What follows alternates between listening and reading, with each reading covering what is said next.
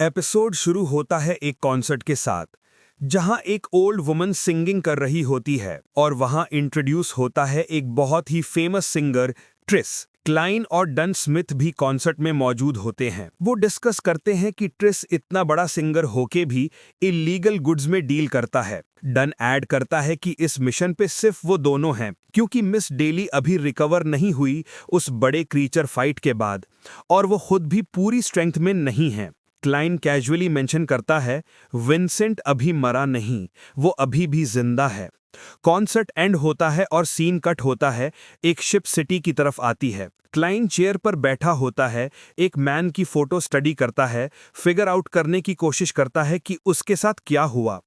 Done उससे कहता है, जाओ इस बंदे से मिलो और मुझे रिपोर्ट करना। वहीं ट्रिस फैंस को ऑटोग्राफ देते हुए निकल रहा होता है। क्लाइन एक नए मैन से मिलता है, मिस्टर मायर। एक लड़की इंट्रोड्यूस करती है, ये मिस्टर मायर हैं। मेयर क्लाइन को बताता है कि उसे हर रात टेरिबल नाइटमेयर्स आते हैं और वो सो नहीं पाता। क्लाइन कामली कहता है, मुझे तुम्हारा ड्रीम देखना होगा। फिर वो अपना लॉकेट स्पिन करता है और मेयर के ड्रीम में एंटर होता है। ड्रीम में क्लाइन देखता है एक शिप जो समुद्र के बीचों बीच जल रही है। एक आदमी एक बच्चे को पानी में फेंकता है और फिर खुद भी जंप कर जाता है। मेयर उस आदमी का हाथ पकड़ता है। यही वो रिकरिंग नाइटमेयर है जो उसे रोज सताता है। तभी क्लाइन को अपने पीछे एक स्ट्रेंज ऑरा महसूस होती है। वो मुड़ के देखता है और एक अलग जगह पर आ जाता है, एक पुराना सा थ्रोन रूम। वहां एक अजीब रिचुअल चल रहा होता है। क्लाइंट शॉक में है और तभी ड्रीम टूट जाता है। वो पसीने में भीगा हुआ उठता है और सोचता है, ये कैसे हो सकता है, मैंने ये पहले भी देखा है।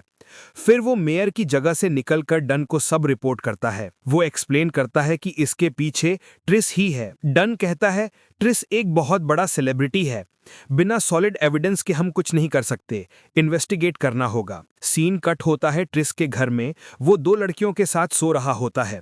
अचानक उसे लगता है कोई घर में घुस आया है। वो नाइफ निकालता है और देखता है एक लड़की सामने खड़ी है। वो लड़की ट्रिस को कहती है, तुमने अच्छा काम किया है, मैं तुम्हें एक गिफ्ट देने आई हूं। और वो उसे एक सीक्वेंस 7 पोशन देती है, जो कि एक विच का पोशन होता है। सीन कट होता है, क्लाइन मिस्टर नील के साथ अंडरग्राउंड मार्केट में जा रहा होता है। एक लिफ्ट से नीचे उतरते ही एक ह्यूज सबटरेनियन बाजार सामने होता है, स्टॉल से भरा हुआ। क्लाइन को एक स्ट्रॉन्ग ऑरा महसूस होती है। तभी एक मैडमैन उनकी तरफ आता है, चिल्लाता हुआ, सब मरेंगे, डेथ। उसकी आंखों से खून बहने लगता है और वो कोलैप्स हो जाता है।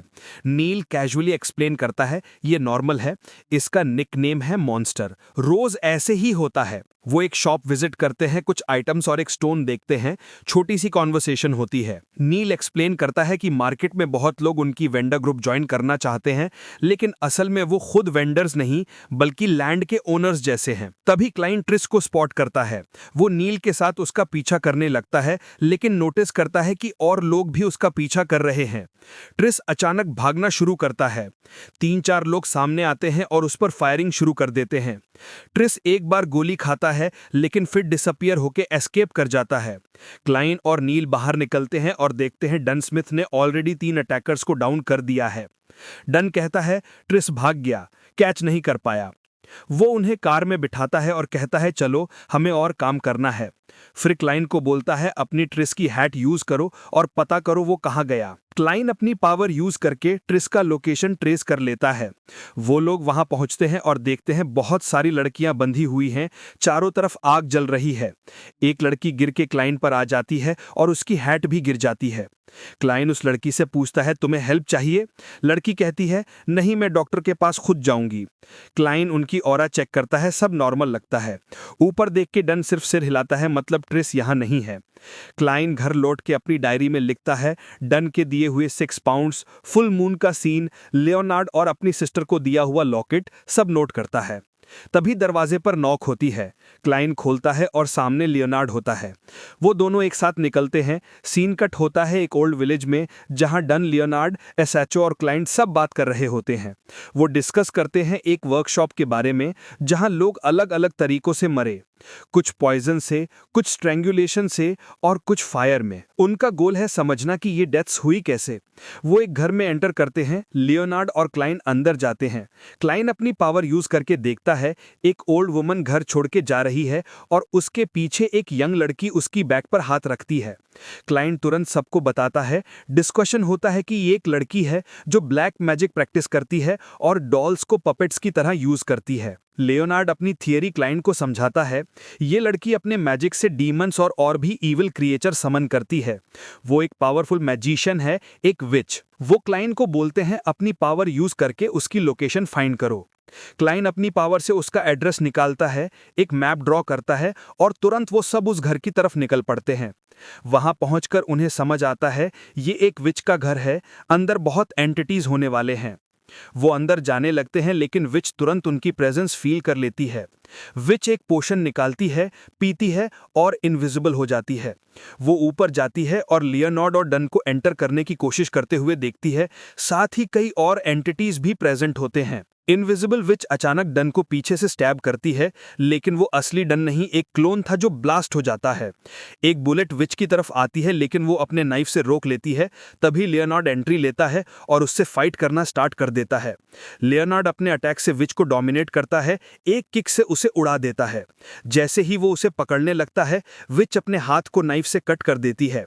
तभी एक स्टैचू के आईज ओपन होते हैं और विच को और ज्यादा पावर मिल जाती है। विच दोबारा इनविजिबल हो जाती है और ऊपर चली जाती है। मीनवाइल क्लाइन और डन पीछे से हाउस के पास आ रहे होते हैं। डन क्लाइन को कहता है, अंदर मत आना, दूरी रहो। डन अंदर घुसता है। लेनर्ड तुरंत विच लड़की पे गोली बरसा देता है। एक गोली लगते ही वो लड़की ग्लास के टुकड़ों में टूट जाती है और वो ग्लास के फ्रैगमेंट्स अब खुद ही अटैक करने लगते हैं। तभी डी अराइव करता है, एक पावरफुल फ्लो क्रिएट करके फ्रैगमेंट्स को रोकता है और घर के अंदर घुस जाता है। अंदर आके डन नोटिस करता है कि डॉल गायब है। पता चलता है विच अंदर घुस गई थी। उसने डीमन स्टैचू को प्रे करके रिचुअल किया और ज्यादा पावर गेन करके स्टैचू लेके पीछे के रास्ते से भाग गई। अचानक एक बर्निंग कर्टन डन के चेहरे पर लपेट जाता है। डन अपने इलेक्ट्रो पावर से उसे फाड़ डालता है। ग्लास के फ्रैगमेंट्स फिर से अटैक करते हैं और इस बार डन गोली खा जाता है। खून बहने लगता है। डन कहता है, यहां से खून निकल रहा है। उसके सामने डन का खुद का स्टैचू आ जाता है। दूर से एक ऑरा रिलीज होता है और लंबे काले बाल उस पर हमला करते हैं। लेकिन डन अपनी पूरी पोटेंशियल ऑरा रिलीज करता है और कुछ नहीं होता। बाहर सब लोग ये सीन देख रहे होते हैं। डन की कंडीशन खराब होने लगती है। वो जोर जोर से कॉफ करता है। तभी विच भागने की कोशिश करती है। क्लाइन उसे रोकने के लिए गोली चलाता है लेकिन एक ग्लोइंग रोज निकलकर लेनर्ड के शरीर में घुस जाती है। लेनर्ड उसे खींचकर निकालता है और फेंक देता है लेकिन देखता है कि वो रोज विच का पीछा कर रही है। लेनर्ड विच के पीछे भागता है। दौड़ते दौड़ते लेनर्ड को राइट साइड में एक बड़ा सा शैडो दिखता है। वो अपना हाथ देखता है और रियलाइज करता है कि ब्लैक मैजिक काम कर रही है। विच कहती है, अब तो ये गया काम से, और फिर लेनर्ड के ब्लड से ब्लैक मैजिक रिचुअल शुरू करती है। लेकिन लेनर्ड अपने बालों का एक टुकड़ा निकालता है, उसे अपने नेल के साथ बांध के खून में फेंक देता है। जो भी रिचुअल विच कर रही थी वो अंडू हो जाता है। विच सोचती है लेनर्ड मर गया और फिर बेस से पानी में जंप करके भाग जाती है। इसी बीच क्लाइन घर के अंदर अपनी पावर से टूटे हुए ग्लास रिपेयर करने लगता है और एक फोटो देखता है उस लड़की की जो पहले उस पर बेहोश होकर गिर पड़ी थी। वो बाहर आता है और डन को ये बताता है। सीन कट होता है, एक ट्रेन स्टेशन पर एक लड़की अराइव करती है। सब लोग उसके पैर छूते हैं। वो सिगरेट जलाती है और लोग भाग के उसके लिए लाइटर ले आते हैं। उसका नाम रिवील होता है ट्रिस। सीन कट होता है, एक आदमी अपने ही खून से ग्राउंड पर सिंबल्स ड्रॉ कर रहा होता है। ड्राइंग कंप्लीट करते ही वो एक मिस्टीरियस चीज में ट्रांसफॉर्म हो जाता है। अगला सीन, क्लाइन एक एंशिएंट कैसल के पास पहुंचता है। रिवील होता है कि पहले एलिजाबेथ के साथ एक ड्रीम इंटरप्रिटेशन सेशन में उसने इसी कैसल को देखा था और उसके अंदर एक लाइट रेत भी। प्रेजेंट में स्मिथ एक म्यूटेटेड सन एम्बलम दिखाता है जो कहता है कि इस एम्बलम के रेंज में आने वाले बियॉन्डर्स इडियट्स बन जाते हैं। वो सब कैसल के अंदर इन्वेस्टिगेशन स्टार्ट करते हैं। तभी उन्हें एक अजीब सी सेंसेशन महसूस होती है। क्लाइन अपनी एबिलिटी यूज करके सेरेंडियंस को स्कैन करता है और ब्लैक फॉग डिटेक्ट करता है। स्मिथ तुरंत अपना मैजिक यूज करके फॉग को डिस्पर्स करता है, लेकिन और फॉग उठती है और एक स्वॉर्ड उन पर अटैक करने लगती है। एक humanoid fog like figure sword लेके सामने आ जाता है।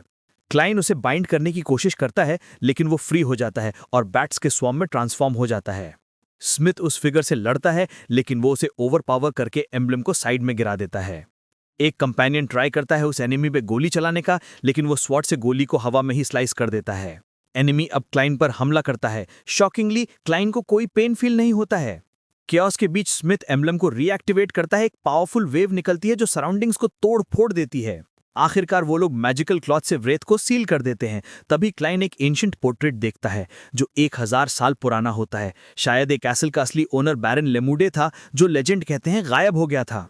क्लाइन नोटिस करता है कि पोर्ट्रेट में दिखने वाला आदमी मिस्टर अजीक जैसा लग रहा है। स्मिथ को लगता है कैसल अभी भी फुल्ली प्योरीफाइड नहीं हुआ है, इसलिए वो गार्ड शिफ्ट रखते हैं। फर्स्ट शिफ्ट क्लाइन की होती है। वो एम्बलम को एग्जामिन करता है लेकिन उसका ओरिजिन समझ नहीं पाता। वो एम्बलम को ग्रे फॉग में ले जाता है, हमको पकड़े है। एम्बलम में गोल्डन ड्रॉप एब्जॉर्ब करता है और वर्शिपर वैनिश हो जाता है। क्लाइन वापस उस मोमेंट में जाता है जब गोल्डन ड्रॉप आया था। जैसे ही वो उसे टच करता है पूरा रेल्म, यहां तक कि ग्रे फॉग भी आग में जलने लगता है। क्लाइन को लगता है जैसे वो खुद जिंदा जल रहा हो, लेकिन एक मिस्टीरियस फोर्स उसे बचाती है और उसके वुंड्स को हील कर देती है। उसे लगता है जैसे वो किसी और रेल्म में ट्रांसपोर्ट हो गया है। वहां एक फ्रेज दिखता है, सीक्वेंस 4 अनशैडोड। क्लाइंट सोचता है शायद ये दिव्या क्रोध को सहन करने का रिवॉर्ड है और ये गोल्डन ड्रॉप डिवाइन ब्लड हो सकता है। वो रियल वर्ल्ड में लौट आता है। स्मिथ कंफर्म करता है कि व्रेथ प्योरीफाई हो गई है और एम्बलम रिटर्न किया जाएगा। क्लाइन एक लेटर रिसीव करता है। मिस्टर अजीक ने हॉर्नेस के बारे में कुछ इन्फॉर्मेशन डिस्कवर की है। क्लाइन अजीक से मिलने जाता है, अभी भी सोचता हुआ कि पोर्ट्रेट का आदमी अजीक जैसा क्यों लगता है, लेकिन रूम खाली होता है। वहां एक स्केच मिलता है, वही लेमूड कैसल जो एपिसोड के स्टार्टिंग में दिखाया गया था। तभी अजीक अपीयर होता है और कहता है मैंने ये सबकॉन्शियसली ड्रॉ किया एक स्ट्रेंज ड्रीम के बाद। दूसरे रूम में अजीक क्लाइन को एक बुक देता है, हॉर्नेस का रिसर्च, और इंसिस्ट करता है कि क्लाइन रुककर इसे पढ़े। क्लाइन पेजेस फ्लिप करता है और वही पैलेस का इमेज देखता है जो उसने अपने ड्रीम डिविनेशन में देखा था। नोट्स में नेशन ऑफ एवरनाइट का भी मेंशन है। अजीक टी सर्व करता है और कैजुअली कहता है हम दोनों एक ही पेज पर हैं, और बताता है कि उन लोगों का कोई टूम्बस्टोन या ग्रेव कभी नहीं मिला, वो बिना ट्रेस के गायब हो गए। वो वर्शिप करते थे रूलर ऑफ एवरनाइट और मदर ऑफ द स्काई को। क्लाइन अपनी चाय में 2 शुगर क्यूब्स डालता है। अजीक नोटिस करता है और कहता है तुम तो हमेशा एक ही क्यूब यूज करते थे। क्लाइन कहता है मेरे टेस्ट सब बदल गए हैं। अजीक वॉर्न करता है एक रिपल तुम्हें डेंजर की तरफ खींच रहा है और तुम्हारी फेट मेरी ही तरह लगती है। उसे लगता है क्लाइन कुछ उसके सीक्रेट्स जानता है। वो दोनों कैसल जाते हैं जहां क्लाइन डिविनेशन करता है और रिवील होता है कि अजीक उसकी प्रोटेक्शन बन सकता है।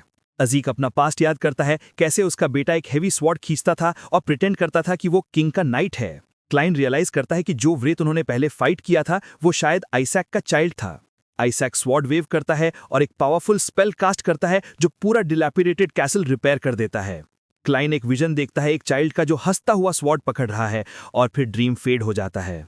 एक डार्क अंडरग्राउंड पैसेज अपीयर होता है। वो नीचे उतरते हैं और क्लाइन अपनी विजन से एरिया स्कैन करता है।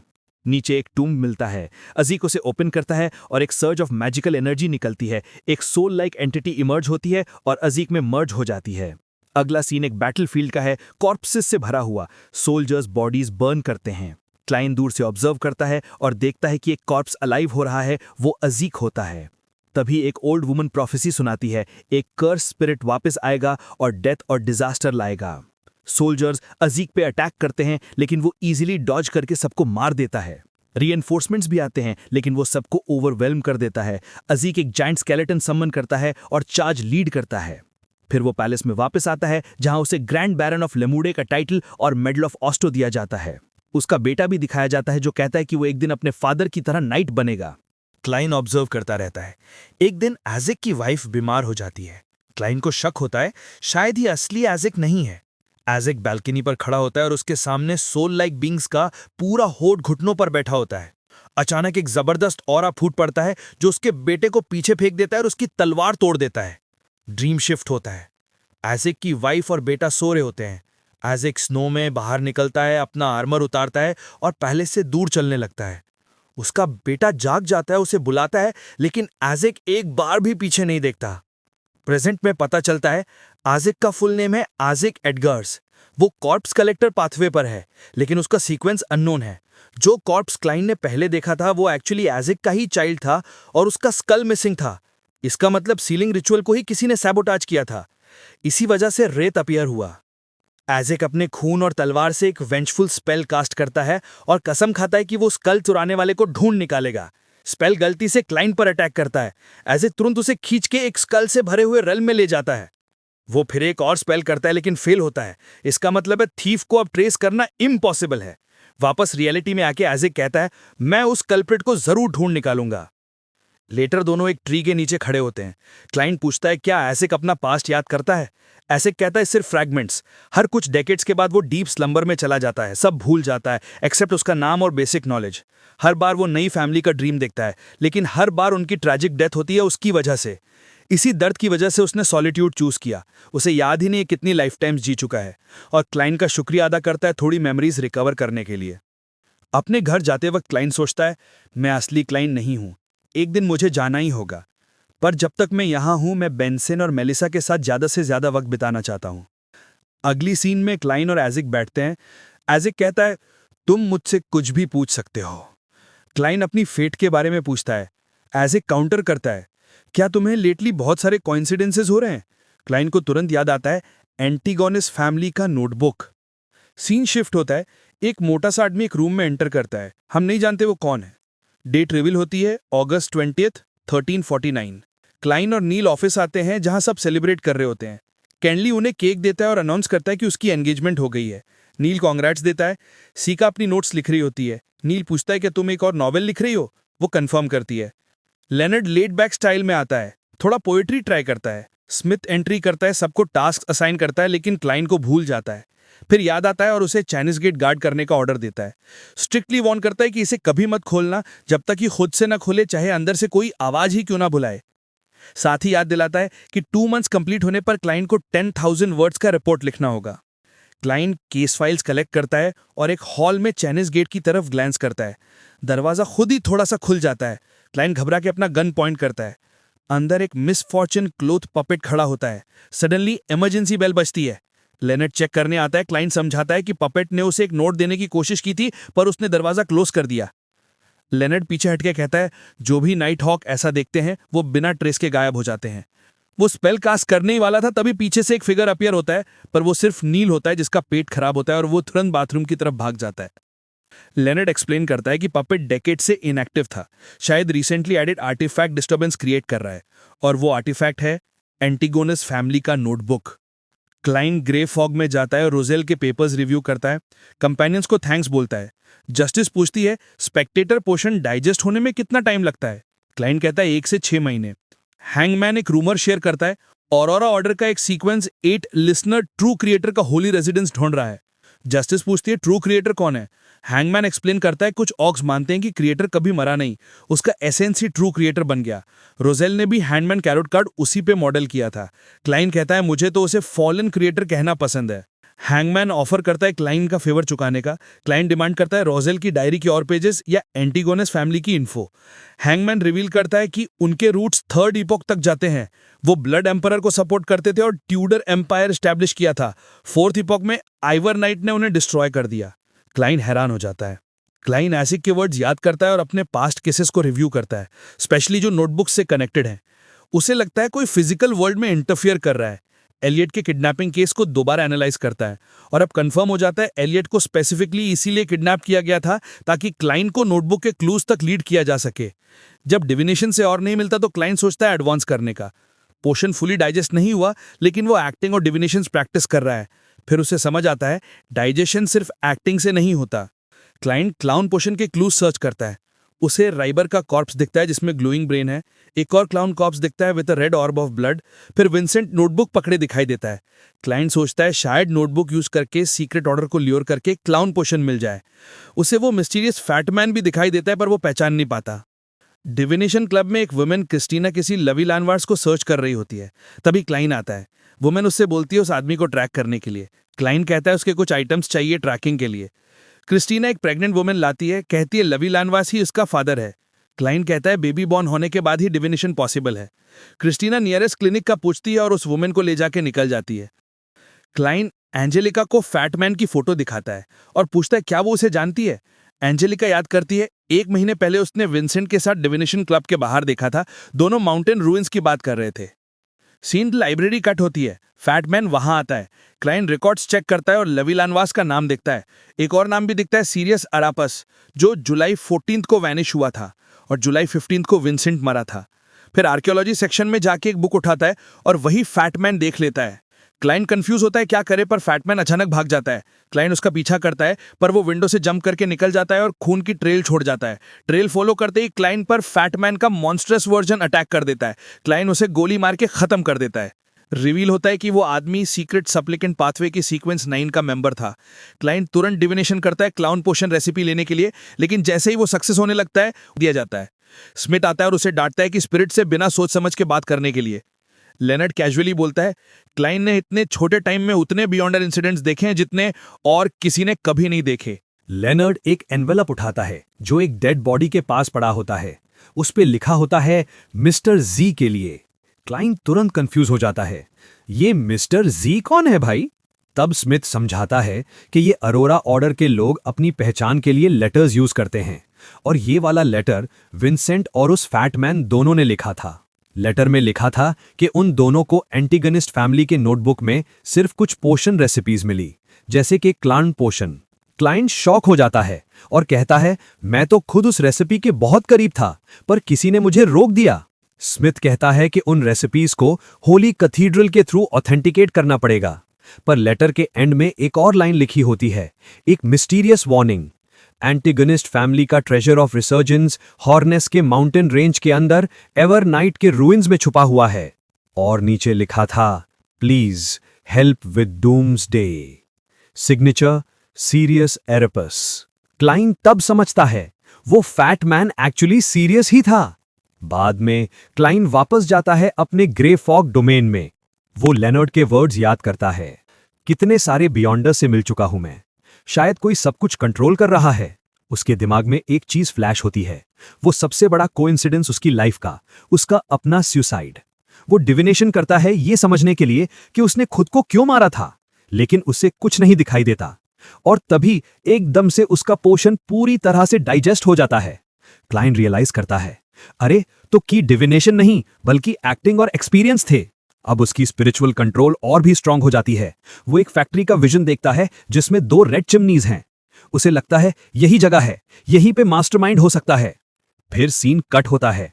क्लाइन और आजिक दोनों हॉनेस यूनिवर्सिटी के पास फिशिंग कर रहे होते हैं। क्लाइन इरिटेट होकर कहता है, यार आजिक, मुझे रेड चिमनीज और मास्टरमाइंड के बारे में कुछ समझ नहीं आ रहा। आजिक मुस्कुराकर कहता है, रिलैक्स क्लाइन, जिंदगी में कुछ चीजें तब मिलती हैं जब हम उन्हें ढूंढना बंद कर देते हैं।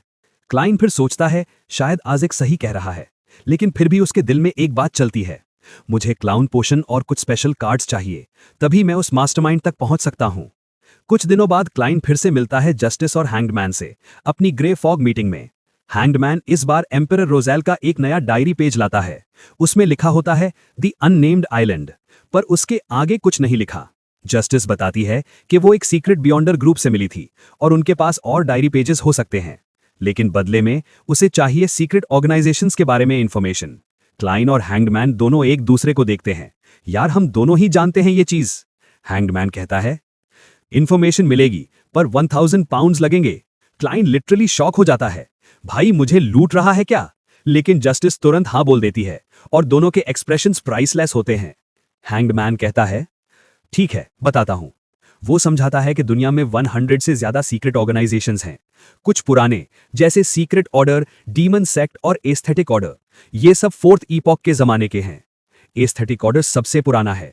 पहले वो नॉलेज के लिए फेमस था, पर अब उसे ईविल माना जाता है क्योंकि उनके हिसाब से नॉलेज खुद एक लिविंग ईविल बन गया है। नए ऑर्गेनाइजेशंस भी आए हैं जैसे रोजेल स्कूल ऑफ थॉट और डेथ वर्शिपिंग न्यूमिनस। और कुछ मॉडर्न ग्रुप्स भी हैं जैसे अरोरा ऑर्डर, एलिमेंट डॉन और साइकोलॉजी एल्केमिस्ट्स। जस्टिस उन दोनों का शुक्रिया अदा करती है और मीटिंग खत्म होती है। क्लाइन रियल वर्ल्ड में वापस आता है, पर अभी तक आजिक का कोई रिपोर्ट नहीं आया। तभी उसे एक न्यूज़पेपर मिलता है। हेडलाइन पढ़ते ही उसका दिल रुक जाता है, एवर नाइट के फॉलोअर्स पर अटैक डॉग्स एरिया में। मलीसा उसके हाथ में बंदूक देखती है। क्लाइन कैजुअली कहता है पुलिस डिपार्टमेंट में काम करता हूं, रिलैक्स। लेकिन अंदर से वो टेंशन में है। नील और फॉलन बार में ड्रिंक कर रहे होते हैं। क्लाइन उन्हें ज्वाइन करता है। तीनों डॉग्स के अटैक्स पर डिस्कशन करते हैं। नील कहता है वो स्पिरिट्स पुराने हैं, 4th ईपॉक के टाइम के। क्लाइन के दिमाग में तुरंत आजिक का नाम फ्लैश होता है, तो आजिक कनेक्टेड है इन सब से। फॉलन कहता है क्लाइन तू मैंडेटेड पनिशर्स ज्वाइन कर ले। नील तुरंत मना कर देता है, नहीं भाई, मुझे मेरी बॉटल से मोहब्बत है। फिर कैप्टन आता है और नील लेनर्ड और कैंडली को डॉग्स इन्वेस्टिगेशन असाइन करता है। क्लाइन कहता है, मैं जाता हूं नील की जगह। नील खुशी से मान जाता है, लेकिन जैसे ही कैप्टन कहता है 50 साल से ऊपर वालों को डबल पे मिलेगा, नील कहता है, मैं जा रहा हूं। क्लाइन बस फेस पाम कर लेता है। डॉक्स पर पहुंचकर उन्हें पता चलता है कि वहां के स्पिरिट्स अटैक नहीं कर रहे, बल्कि लोगों से अजीब हरकतें करवा रहे हैं। लेनर्ड लोगों को कन्विंस करता है, हम रियल एक्सॉर्सिस्ट्स हैं, और अपने रिचुअल आइटम्स दिखाता है। पर जब स्पिरिट्स अटैक करते हैं, वो लोग पैनिक करने के बजाय डांस करने लगते हैं। क्लाइन और नील लिटरली एक रिडिकुलस डांस करते हैं। देखो, हम एक्सॉर्सिज्म कर रहे हैं, और सब लोग बिलीव कर लेते हैं। तभी एक कैरेज एक लड़की को टकराने वाली होती है। फॉलन उसे बचा लेता है। क्लाइन नोटिस करता है कि वो लड़की लेनर्ड की फियांसे है, वही जिसके फ्रॉड एक्सपोज करने का फॉलन ट्राई कर रहा था। नील और फॉलन अपनी दोस्ती याद करते हैं। नील कहता है, पहले मेरी वाइफ सेलेस्ट पियानो बजाया करती थी, अब सिर्फ हम दो ही बचे हैं। इन्वेस्टिगेशन के दौरान लेनर्ड क्लाइन से कहता है, एक डिविनेशन कर, मुझे लगता है कुछ तो गड़बड़ है। क्लाइन डिविनेशन करता है, लेकिन उसे कोई क्लियर रिजल्ट नहीं मिलता। सिर्फ एक सिंबल दिखाई देता है, एक इन्वर्टेड पिरामिड। क्लाइन याद करता है कि यह पिरामिड उन लोगों का सिंबल है जो अपने आप को डिसेंडेंट्स ऑफ डेथ कहते हैं। और तब उसके दिमाग में लाइटनिंग जैसे एक सोच आती है, अगर मिस्टर आजिक भी डेड से लौट के आए हैं, तो क्या वो भी इन्हीं में से हैं? अब क्लाइन समझता है कि आजिक के बेटे का स्कल चुराने वाला मास्टरमाइंड और भी ज्यादा खतरनाक है। लेनर्ड और कैनली सन सेक्रेड एम्बलम आर्टिफैक्ट क्लाइन के पास छोड़कर चले जाते हैं ताकि वो रिचुअल कर सके। क्लाइन चांट करने लगता है, फ्लैरिंग सन चार्म कंप्लीट करने के लिए। जैसे ही वो कर रहा होता है, मौसम बदलने लगता है, हवा तेज और आसमान अंधेरा। तभी एक मॉन्स्टर एक छोटी बोट पर अटैक करता है, एक आदमी को जिंदा खा जाता है। लेनर्ड शॉक हो जाता है। फिर वही मॉन्स्टर क्लाइन के शिप पर अटैक करता है। क्लाइन गन से शूट करता है, पर गोलियां हवा में रुक जाती हैं। वो समझ जाता है ये कोई सिंपल क्रीचर नहीं, ये एक बियॉन्डर है जिसका कंट्रोल चला गया है। लेनर्ड आ जाता है और दोनों मिलकर उस मॉन्स्टर से लड़ते हैं। वो समझते हैं ये सीक्वेंस 8 बियॉन्डर है, हमें मारना होगा। क्लाइन आर्टिफैक्ट कैनली को दे देता है और कहता है, ये लेकर जाओ। नील सबको इवैक्यूएट करने लगता है और तभी बूम, पूरा शिप एक्सप्लोड हो जाता है। डेब्री गिर रहा है, नील लोगों को बचा रहा है, लेनर्ड स्ट्रगल कर रहा है और क्लाइन रोप से लटककर एक्सीडेंटली मॉन्स्टर को किक मार देता है। भाई, ये तो स्लिप से भी ज्यादा डेंजरस किक थी।